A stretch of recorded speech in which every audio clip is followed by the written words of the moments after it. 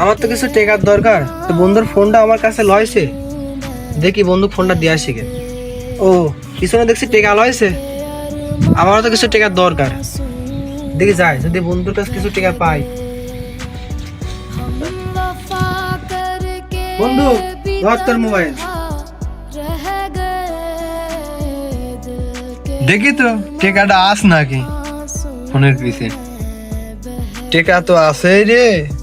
কি রে বন্ধু, তুই টেকা খরচ করিস নি? না রে বন্ধু, আমার টেকা লাগবে, তাও আমি খরচ করে নি। তে বন্ধু, টেকা কি করবি তুই? আমার 1,000 টাকা খুব দরকার রে বন্ধু, তুই আমাকে 1,000 টাকা ধার দিবি? তুই টেকা ধার কি করবি? আমাকে করলে তো আমি এমনিই দিই।